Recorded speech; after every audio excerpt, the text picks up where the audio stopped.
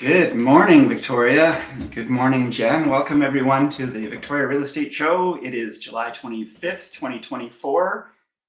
Today, it is Jen and I, because Jane is unavailable, so probably at the beach somewhere. Who knows? No, she's unavailable, so we're going to do this, the two of us. Jen, Good morning. good morning. How's your week been? Busy. Good. Yeah. Yeah. I bet you Lots get going lots of on. calls with the new interest rate thing. Yep. Okay, so folks, today we're going to talk. We always do the stats, like what's happened in the last week. We're going to get Jen to give us a bit more of an update on what's going on in interest rates in the interest rate world of finance. And we're going to talk briefly about the wildfire in Soup because that is affecting some folks in their ability to actually close on properties. And there is an actual real estate impact, a real real estate impact on that. And then we're going to dive into some things that you might want to consider or think about if you're looking to list your home for sale. Before you put it on market, what are the do's and do nots? Not the major stuff like, you should redo your kitchen or bathrooms or whatever, but what are the small things you can do to help give that home a little bit extra oomph on the market and bring buyers' attention in. So without further ado, let's jump into it. As always, if you are watching this and you want to get alerted on weekly shows, just like, subscribe, and by all means comment and share. We really appreciate that. So what has happened in the last week? We have got, let me just make this a little larger so people can see. We've got 260 properties went live in the last week on the local Greater Victoria MLS system. 136 properties from the entire inventory of listings went pending, meaning that people went under contract, unconditionally agreeing to buy them. And 138 properties decreased in price, more than when pending. 8 properties increased in value. How does that happen? We've talked about that before. We won't go into it, but 3 properties back on market after coming off market for various reasons. 156 transactions at the lawyers, 41 expired and 8 withdrawn.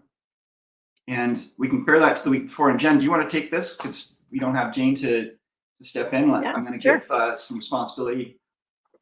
Yeah. Sounds good. So the previous week we had 301 new listings and 183 went pending. Price decreases, there was 178 price decreases, no price increases, and 4 properties went back on the market, and 196 properties sold, and there was 66 expired listings and 9 withdrawn.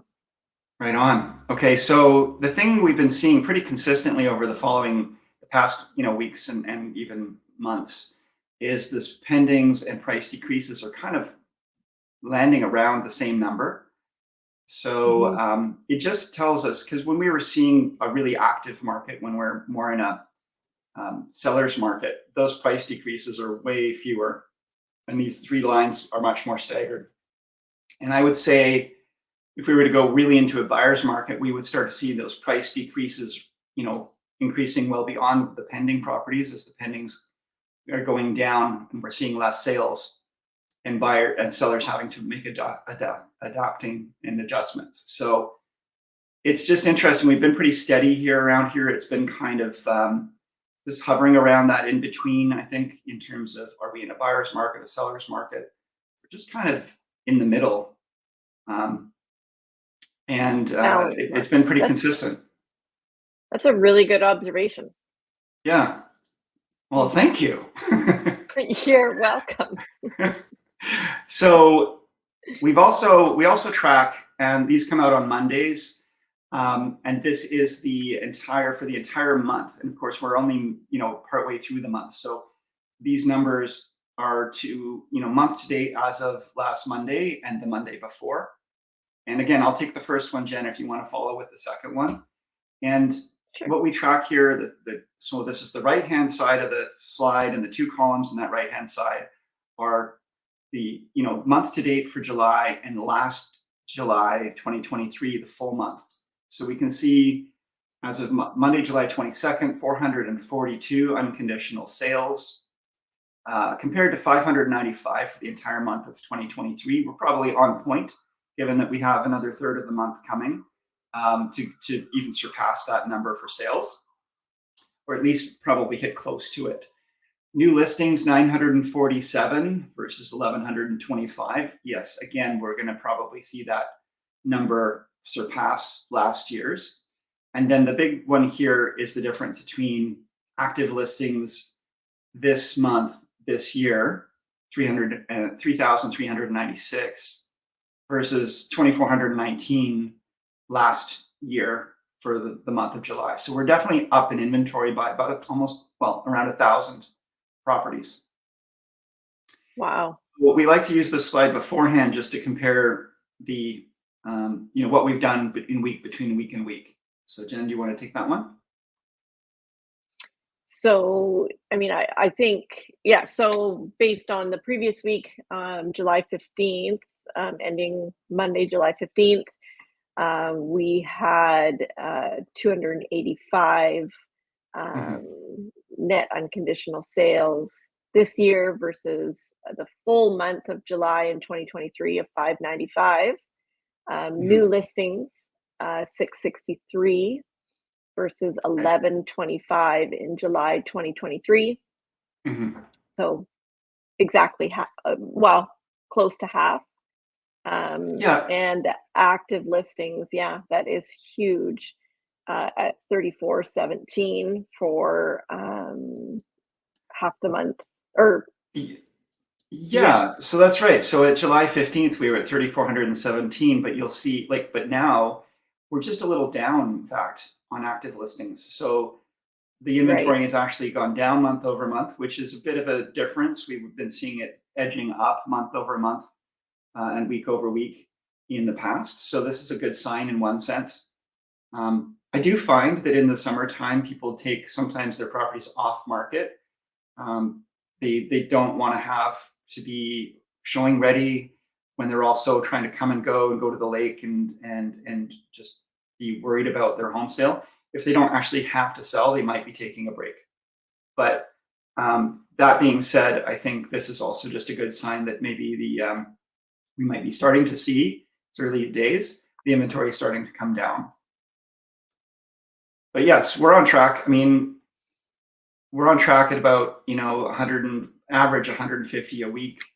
Round figure will be on par for similar to last year, and for new unconditional sales, and for new listings on average 300 a week, let's say. And maybe again we're going to be similar. So there you go. Anyway, good times. I think we've bored everybody enough with numbers, so let's move on.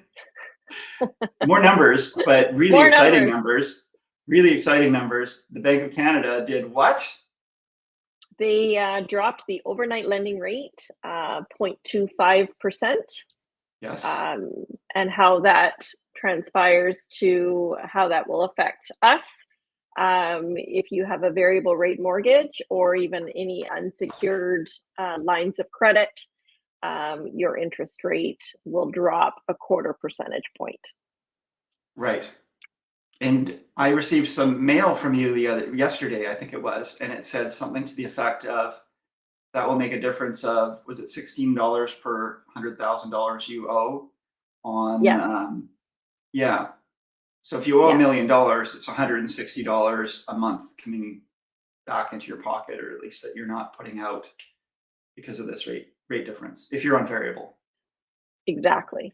Yeah. Yeah. And that's 100, so 160 times 2, when, I mean, last month, prime rate, or the overnight lending rate, dropped as well by 0.25 percentage point. And the current outlook is that there's 3 more meetings that the Bank of Canada has remaining in 2024, and that rates are expected to drop at each consecutive meeting. So Okay. good So, news. good news. So we might see, so we've seen a quarter percent, and we're expecting sort of how much are the pundits suggesting might happen in the next year? 0.25% each time, Yeah, with the overnight lending rate, which is currently at that 4.5%. Um, that is expected to drop. Currently, the current outlook is that it's going to go yeah. down to 3% by end of 2025. By end of 2025. Okay, down to Yes, 3%, and we're currently yes, 4.5. 4.5. Yeah, Okay, so that's a full percentage and a half one and a half. difference in a year and a half. Mhm. Okay, and that's great. And so, and percentage and a half, that's 6 times 16. I can't do the math on that, but that's It's about 300, $300, I think, a lot of, yeah, a good chunk of money per that we've 100,000. been, it the last few years have been really challenging as we've been having these interest rate increases and increases, and we kept thinking that they were going to stall. We were being told they were not going to continue going up, and then they Mhm. kept raising them. So it's we're now finally going in the opposite direction. So that's great. Yeah. Um, Now the that, other effect that we are seeing is the bond yields are down. So that transpires to fixed interest rates, and we're seeing a decrease in fixed rates, which is a little bit of a surprise in the sense of based on meetings that I was in and conferences within the last few months. We were told that fixed rates were not going to be coming down. They needed to get the variable rate back in line, but the bond yields are dropping, which means fixed rates are dropping as well. sweet. Okay, so good news for everyone in the mortgage world. Economy is a whole other conversation, and that's not our not our area. But do you find, I before we go in, we're going to talk next about a little bit about the wildfires in Sioux, and then we're going to talk about what you can do to improve your home for sale. But do you find, as you said, like people were told or expecting that interest rates wouldn't keep going up? And they're like, oh no, this isn't it. We're done. We can't imagine it's going to go higher. Of course, the Bank of Canada Mhm, isn't the one necessarily saying that. It's the pundits, it's the people predicting. But we've gotten to the point where I think we stopped trusting that, and now that we're kind of mhm. expecting things to go down, I'm wondering if there's kind of like a bit of a lack of trust that it's actually going to get to where we think it's going to go, even though that's what the pundits are saying. I think people are a bit Most punch drunk on definitely, that. myself even, like, I mean, I've definitely over these last few years been analyzing all the numbers that go into when the Bank of Canada, and I'm not an economist by any means, but I've learned so much over the last few years, all the different Mhm. numbers that help determine whether or not the Bank of Canada is going to change the overnight lending rate. Right. So, the inflation number, unemployment rate, those are two of the big ones that determine whether or not how how they're going to affect the overnight lending rate.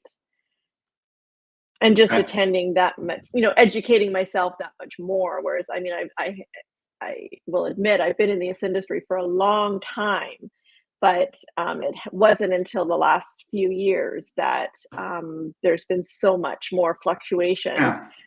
with prime rate. And we used to say, "Oh no, like prime rate's not going to change. It Mhm. changes once in a year and a half." Whereas now it's changing all the time. So we are definitely having to pay way more attention to it. Yeah, it's our careers do evolve over time, and I remember first getting licensed, we had to learn all about mortgages, for example, and amortization rates and so forth, and that was just part of licensing. And then you spend all this time to learn it, you never need it again. And then there are certain times and markets where there's a new thing. Right now, actually, this is timely. Um, Actually, I don't have a slide for this, but the one that's really up right now is insurance and wildfires. Yes, So yes, this is a new one that we're always having to adapt, our toolkit and also the advice we give clients. and how we deal with this. So you mentioned you're having a problem with this, so maybe you can introduce this topic and explain it, and I'll jump Yeah, in. so I've got a client that their property, they've agreed to purchase a property. They're in a unconditional purchase agreement with a closing date in 5 days. Property is in Souk and is within 10 kilometers of the wildfire. Mm, So the issue is that getting in house insurance, they will not provide the binder or bind the insurance fire insurance contract um, due to the wildfire being out of control. okay. And the The knock-on effect of effect, folks. that, Yes. yeah, is that you cannot get a mortgage without getting fire insurance. Yep. Absolutely. One of the fundamental, requirements of a mortgage is that there be insurance on the property, because nobody wants to give you $1 million for a house, only for it to burn down the next day and there's no value there anymore. So Hmm. this is a problem. And so Yes. we've been hearing lawyers give advice at our sales meetings recently, talking about clauses you could add into the contracts that might anticipate this. But there's always that give and take in an offer, where the clause might be protecting of the seller, but it could really impact the buyer and vice versa. So some people are putting clauses into their contracts that state, if there is a wildfire that comes up before closing, the buyer could, at their discretion, you know, extend the Extend the date. closing period so that it closes later after the fire is dealt with. But that causes a problem for the seller, of course, because they're not getting their funds when they expected, and they may have another property that they are buying that isn't contingent on any of that or has no protections. And so, of course, a buyer wants that for their protection. A seller definitely should strongly think about whether or not, seriously consider whether that is in their interest or not. We explored, because this just came up yesterday. We explored the thought, okay, perhaps you can get high risk insurance, but that is not the case. Mhm. The other piece, and talking specific to the lender, they get notification nationally of certain postal codes that they are required to do a check and determine how far away they are or from any wildfires, and if they will not fund the Okay. mortgage. So it is very concerning, but like you mentioned with the lawyers, there's usually always a solution to be had. And we will find a solution. There are some options for my client to proceed. Um, so he's not going to lose the house. It's Mhm. going to work out. It always does. I always tell people there's always a solution. Um, so yeah, we'll figure it out. There is always a solution. And my Yes. cat has just come to say hi. He does that every once in a Yes. while. He says, "Give me some attention or give me some treats. I'm going to hold Yeah. you hostage during the show." Um, so yeah, there is. I mean, there's almost always a solution, but some of those solutions are not ideal, right? So, No. um, but the lawyers will work these things out. The best thing you can do is get ahead of it, anticipate it, and so I was saying to you earlier before the show started that, one of the things I've been advising clients throughout my career is, you know, you have a condition for insurance in there. If you're going to have a mortgage, you need to have insurance in place. It's going to be a requirement. So go get the quote. But I've also said to clients, when they get their quote and they are ready to remove their conditions, and they're like, well, I don't actually have insurance yet because I don't own the house. And in the past, I have said, that's fine. As long as you know you can get insurance, that's not a problem. Just make sure you have insurance in place before the closing. But Hmm. now I think it's really important that we update that to say you get your insurance confirmed and bound. You get the insurance company to agree to insure you. So you get an agreement for that assurance. You get bound, and that's different than getting a quote. And I guess it's kind of the, I mean, an analogous one would be this difference between being pre-qualified and being pre-approved on a mortgage, Yes. Yep. right? So not everybody knows the subtle differences between those two, but there's a big difference. And same with, Yes. getting a quote and getting someone saying, yes, we can give you insurance, but actually having that insurance is Doing the different. underwriting per se, I guess, Yeah, right? yeah, Yeah. exactly. So folks, that's the main takeaway from that message is, make sure you've got insurance in place. Mhm. Especially if you're buying somewhere that is prone to wildfires. And Sue, certainly, and the area past there, we've seen it in the past, and it's been on our radar for a while. Right now, it's really permanent. Okay, so what are we talking about next? We're going to talk about what are some of the things you can do to, how do I move this forward again? What am I forgetting? There we go. There we are. Small repairs that you can do that can actually affect the value of the home or how quickly it sells and that sort of thing. So, I love this topic. me too. Me too. Yes. And I must say, folks, we didn't really prepare for this. This was kind of like, what are we talking about today? Let's throw this out there. And I think these are great photos actually for this because it is the small stuff that makes a big difference when someone is looking at a home. And for example, I have a 3-strike rule when I'm going through a home internally in terms of how I feel I want to advise my clients about the home is, I arrive there and we go inside the house and the key sticks or the door is really loose and jiggly. Okay, somebody could have been doing some more upkeep on this. There hasn't been maintenance here.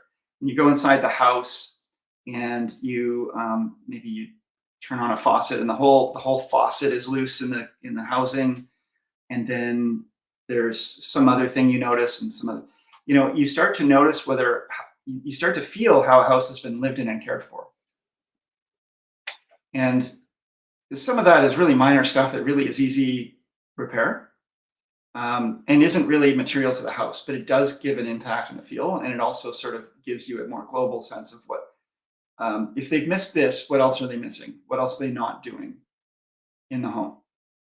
So those are some of the things that I just noticed, and I think it's really important that people do. So, Jen, you've bought and sold a number of homes. What have you done to prepare the home for sale? What have you noticed? And Well, it's always I mean, I haven't bought and sold for a while. We've built the last 2 homes that we have owned, but in the past, I know, or even in talking about, selling homes in the future, it's always a discussion of, well, my husband will say, we need to paint, we need to get new carpets, and I'm like, well, but do we though? Because what if those colors are, is that a expense necessary? yeah, so if the people are kind of come in and just rip out the old carpets, or you put in carpets that are um, beige and they want red fiery carpets themselves, or they want to do hardwood, the new buyers, you've just spent money that was unnecessary, and you don't know all the different potential buyers out there and what their tastes are. You can play for the average, and that will do well for you, but it's not going to, it may not be money well spent. Where, my mantra is cleanliness.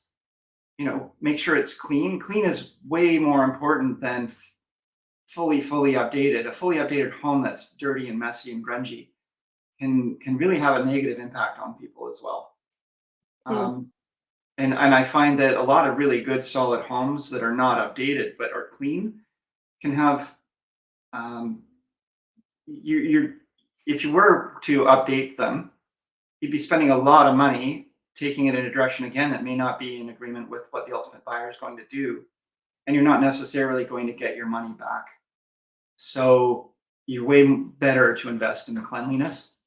I just want to see what the next slide is. Okay, so that's that. So I made a list of things. as well. And I think One you're really question on. though. Hmm. Okay.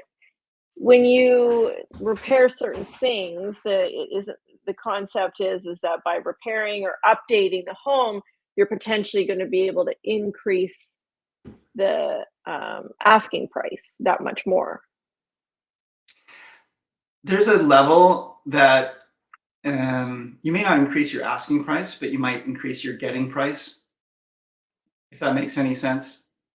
Yeah. So there's where you can market the home and bring people in and attract them to have a look, but then there's also what are they going to be offering on that home? How confident are they going to be that this home meets their needs, or that they are going to be, nobody wants to buy a home that does work. I mean, actually, some people do, and they look for that, but they're not going to pay a premium for that. In fact, they're looking for that, apple to polish that they can actually make some money on. So they're looking for Hmm. money left on the table.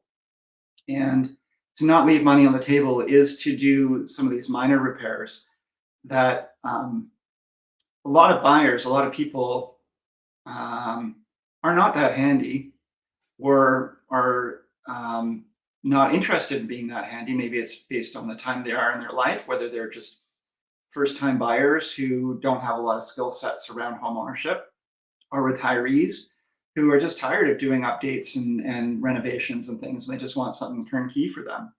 And a lot of Hmm. retirees, by the way, they don't care if the house is fully updated or not. They've lived in a home that was 20, 30 years old for many years. They're maybe downsizing, and they're actually quite comfortable and used to that home that's got a design and an aesthetic that's 20, 30 years old, hasn't been updated. They're fine with that. What they're Right. not fine with is a place that's been really banged up, not cared for, is a little run down, and needs work. That So, is so true, that feeling you get when my husband and I just went for a walk this weekend, and we walked down this little road, and it's a privately owned road. And just the mm, feeling in walking down the road, all the properties are cared for. It looks so nice. mhm, But versus other areas that, yeah, you walk on the property and the yard is right. gross. There's that, Yeah. yeah, there's that idyllic feeling of like, oh, this is a really nice place and I'd like to live here, Mhm. versus, wow, um, there's a lot of work here. Like, I can maybe have not everybody has the imagination and the vision to see what's possible. And again, not everybody wants to take it on. So if Right. you, as the seller, can take some of your time, energy, money, and put it into doing that so it's turnkey for a buyer, that's where you're going to be seeing the most return on your investment. That's my opinion. And a lot of my colleagues will, and staging is really great. Staging can make a big impact because it can show how a home can be lived in. And, I'm an advocate for staging, although I think that can be overdone. And I'm an advocate for, certain renovations, but again, that can be overdone. So, Hmm. for But example, it's all about the feeling though. it is. It's about the feeling. Yeah. And if you can create that feeling inexpensively, go for it. But and it really, that partly depends on the type of home you're selling. If you're selling a modern home that's going to be attracting an executive couple with a lot of money, you want to have high end appliances and good quality staging and show the lifestyle that's going to attract them. But if you're trying Mhm. to attract a young family, or a retiring couple, it can be different. And so you want to know who your audience is when you're doing that. You may not need to do expensive staging that's going to cost you a number of thousands of dollars per month just to keep on top of it. Hmm. I have a list here. I'll just sort of read it out. Maybe we can talk about some of them. But I had a listing once, beautiful home, large home, and the sellers kept putting smelly stuff out for the showings. Like, it's supposed to be nice smelling stuff, but incenses and so forth. And I had so much feedback from clients, from buyers and their agents saying, it smells in there. I can't, what are they covering up? I can't, it's overwhelming.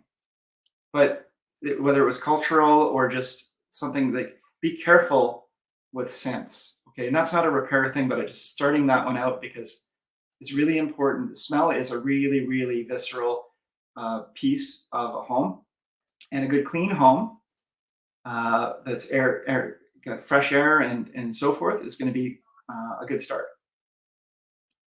The other thing I would say is don't start a project when it comes to thinking about these different things you're doing. Don't end up with a home with a bunch of unfinished projects. Don't start a project you can't finish, and consider the timing of the market before you start taking on these projects, because I have seen many times where clients say, I'm not ready to list my home for sale yet.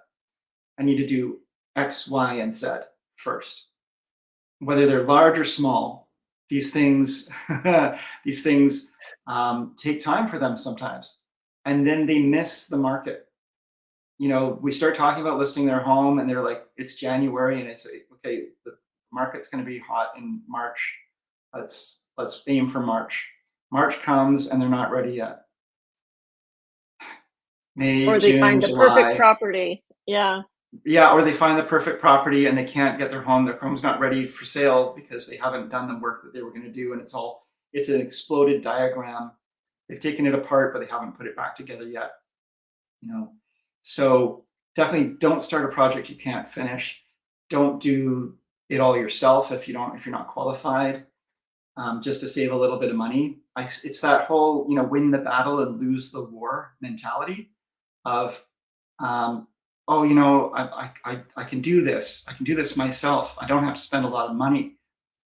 But the market turns, the interest rates go up, whatever it is, and you've lost any gain you made from doing that work because you waited months. And the opposite can be true. I mean, I've seen people flip homes back in the day where they bought a home, fixed it up and flipped it, and the money they made was not so much because of the work they did, but because the market had gone up dramatically at the time. But that's not necessarily because of the work they did. So don't do it cheap. I mean, when I say cheap, you can do it inexpensively, but don't do it cheap. Cheap people can see. Mm-hmm. But inexpensive is fine. Don't overspend because you're not going to get the money back. And yeah, so the things that you should do, I think, feel free to comment on any of these, Jen, if you have anything to say on them. But make sure, as I say to my clients all the time, it's so important, that whole curb appeal, that whole approach to the house as people are driving up, that as you were talking about that laneway that you were walking through, you got a feeling from approaching those homes.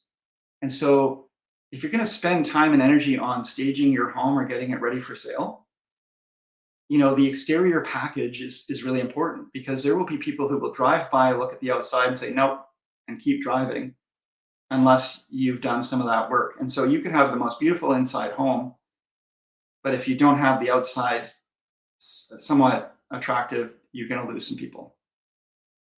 And in the So, summer, that gets hard too, right? I yeah, think too, because you get everyone, people get the brown grass and everything looks dead. So that's a bit of a challenge too.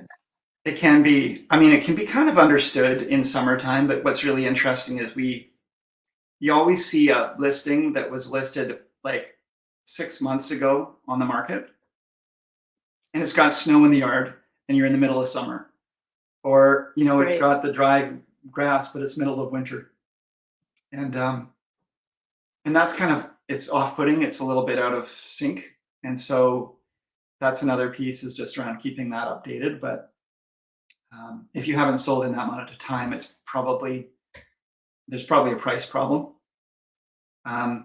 But so the exterior is really important, but not just the look of it, but also as you approach, as you walk up the stairs, are they loose? Are they rotting? Are they squeaking?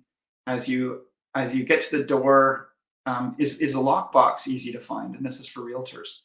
Is the lockbox, do you have to go searching for the lockbox? Has the realtor given clear instructions on where it is? There's nothing worse than as a buyer's agent, showing up for a showing and then having to go, that you haven't been told where the lockbox is. You have to go on an Easter egg hunt to go and find the lockbox, and your clients are waiting for you. You finally find it, and then you go back and you go to unlock the door, and then you're struggling with the keys because the key is not, it's a copy of a copy of a copy of a copy, and it really needs to be jiggled in the lock. There's all of this friction that happens, and it's not good for the showing.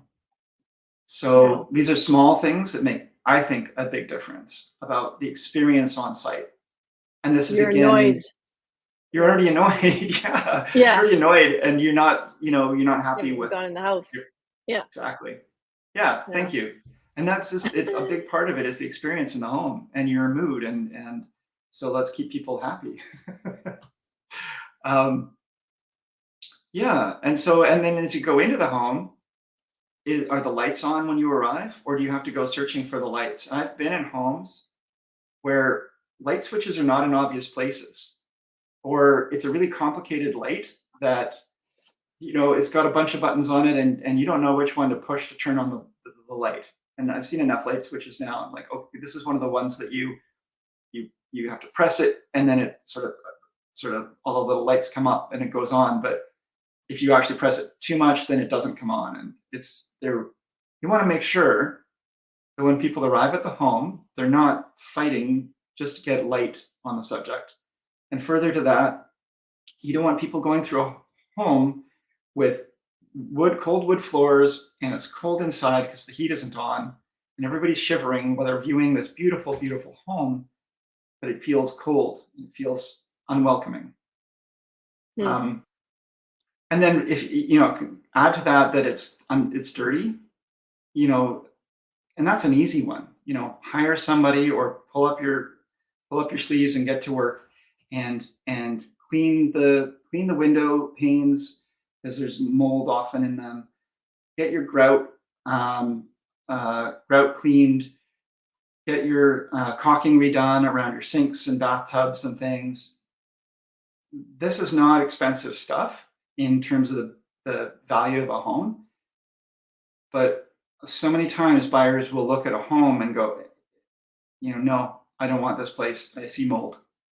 I see dirt, and I don't want to get this. I don't want this to be here when I buy the home. And yes, they can hire professional cleaners themselves. Yeah, Jen? So when you go through and you're potentially gonna list a property and you're seeing these things, do you have because some people might just not know, like they don't know how to fix it themselves, so they just ignore it. Do you have contacts and people that you Yeah, can refer them to? absolutely. There's lots of companies out there that will do these kind of things for you. And again, it's not, I mean, in the realm of value of a home and the ability to sell it, it's not highly expensive. But if you don't have the money to do it, and you're not willing to do it yourself, talk to your realtor. Sometimes, I mean, whether it's they discuss commission on a different level or something, but maybe there's some way to incorporate it into getting it done for you. There's a lot of times where you get a call from someone who is selling a home, and they live in Ontario, and it's a tenanted home or it's an estate, and they are the executor, and they don't have the facilities to deal with it from a distance, and they're asking the realtor, for their advice, for their contacts to help coordinate some of this stuff to get it ready to go. And that we are Mhm. a resource for that. We can be. Weeding is good. Think about safety, of course, for anybody on site. If you have some stairs or a deck that is falling apart, talk to your realtor, make sure that people aren't walking on it. Get a quote to get it replaced. You don't always have to pay the money to get it replaced. You can get a quote to get it replaced. Maybe, again, this goes to the same argument for carpets and other stuff. Maybe somebody doesn't want a wooden deck, they want a vinyl deck. Maybe somebody doesn't want a 10-foot by 10-foot deck, they want a 20-foot by 10-foot deck. So that old deck doesn't necessarily need to be replaced. But if you get a quote for replacement, that can help the buyer to not have the unknown of, like, how much is this going to cost me? Right. Um, limb branches on trees that are, cut back over overgrown brush. There are so many things that we see on building inspections where the inspector is saying like, shouldn't have bushes close to the house, because they call it a rat superhighway. I heard one time, because they can get up into the eaves, they can get up under the roof and into stuff. So don't have, climbing vines, don't have things really close to your home. Cut back some of those branches, cut back some of those bushes. The root skin systems can get into your drainage system too. So those are things. So that's just not there when the inspector is viewing the home. If that stuff's already dealt with and taken care of, then you don't have that additional, again, friction for a buyer to be like, well, now I have to deal with this. So those are just, again, some of the relatively small things you can do. Make sure the home feels cared for. Make sure the home is easy, also easy to care for. Like it should feel cared for, and also feel, if possible, easy to care for. And that, when I sold my home, we lived on a half-acre with a long driveway and next to a park. Leaves were always falling on that driveway. So I was out every day before showings with the leaf blower, making sure the driveway was clear, because I didn't want people driving up that driveway going, oh, look at all these leaves, I'm gonna have to do this every day. So I didn't do it every day except when I was selling the home, but I didn't want that impression. Right. That feeling. To hit people. Yeah. So yeah. So definitely, I think we've covered, 100%, 200%, what you said earlier about you and your partner. Make sure your partner's on board with these things that you're doing, and talk to them, and talk to your realtor. This is a team, get everybody together, and don't off-road on this. Don't just start doing your own things without consulting your realtor, or bringing in some other people for advice, because there is that whole 80-20, not the 80-20 rule, but there are people who are trying to get their home to perfection before they put it on market. That's a never-ending path. Right. Because you're living in the home. You're living in the home, and even if you weren't, then time and chaos ensues, and things start to fall apart just with life. So you can't get the home to be perfect. You can get it to be in a highly saleable place. Anyway, that would be my advice to anyone looking to do small repairs. And if you have specific questions, by all means, ask. But those are my. So when you viewed homes, have you? Again, you've built your last two, but would dated versus clean? What are your considerations when you're seeing these things? When I guess dated doesn't really bother me, because I think clean is more important. Like when you're, the house that we bought first in early 2000s, it was an 80s home. And it had, oak cabinets in the kitchen, and, the faucets were pretty basic, but it was clean. Yeah. And was well cared for. And that's the thing. That's the thing that's the biggest one, is it well cared for? And and if it's not been well cared for, and it's not every home has, and when it comes time to sell it, the question does become like, what can we do to bring this back to feeling cared for? And there are people who don't have the time, energy, and money to do it, or it's just too big an ask to do. And then you are selling it pretty much as is. And there is a cost to that. Right. But we can't, as realtors, we're not doing all this ourselves. We can help coordinate, but it's not, unless the home sells, we don't get paid. So it's difficult for us to come in and do a bunch of work to bring a home back to repair for someone, pay for it out of pocket, and then have it not sell. So it really is the responsibility of the owner to do, but we can definitely help coordinate and advise. Well, Anyway, that takes out the overwhelmingness. right? I mean, that it can be overwhelming Yes. for people, but that definitely having your realtor on board makes it less Yeah. overwhelming. And I like that overwhelmingness that you just said is it applies both to the seller taking away that overwhelmingness of the work to do, but also if you can then get the work that you need to do to the level that it doesn't have the buyer feeling overwhelmed. Again, it doesn't have to be perfect. Just don't have an overwhelming amount of work to do. Yeah. Yeah. Okay, so I think that's our show, and it sounds like a cat is in a closet locked in. Oh So dear. I can hear her trying to push the doors open. She goes in there when my partner is getting changed, and then sometimes she just curls up and sort of quietly sits there or goes to sleep, and then the closet doors get closed, and then she's stuck. So I think I need to do a rescue. So Jen, how do people reach you? Yeah, you could reach me at 250-217-4925. My Mhm. email is jen@jenlo.ca, and my website is jenlo.ca. Wonderful. Okay, and if anyone wants to reach out, I'm happy to answer questions or discuss real estate or just talk about life, the universe, and photography.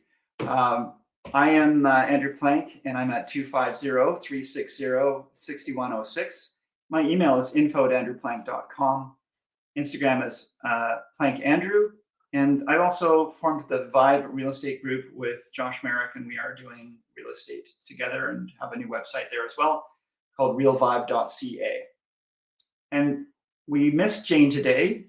She's here in spirit. So today, if you want to reach out to Jane, she's at 250-744-0775. And you can reach her by email at the briarhillgroup@gmail.com. Her website is briarhillgroup.com. And she also hosts the Victoria Real Estate Show. She's on Instagram under realtyteacher_remax_Victoria. And I'm out of breath. Okay. So been a long show. Thanks everybody for your patience and for watching, and hope you got something out of it. Jen, thanks again. We are going to take a break I think we might have one or two more shows here, but we're going to take a break in August. So don't come looking for us because we won't be here, but we will be here next week. So Jen, I'll see you next week. And Sounds see good. Next you week next is week as August well. 1st, I believe. Yep, Is it already? it will be. Okay, so maybe Yeah. not then. Maybe not. We'll play that by So ear. We might be see here, we might not. I think September. probably not. We're taking August off. Let's just call it. We'll see you in September, Okay. folks. Thanks so much. Have a great day. Bye, everybody. Well, let's hit end stream. Otherwise, this will continue on.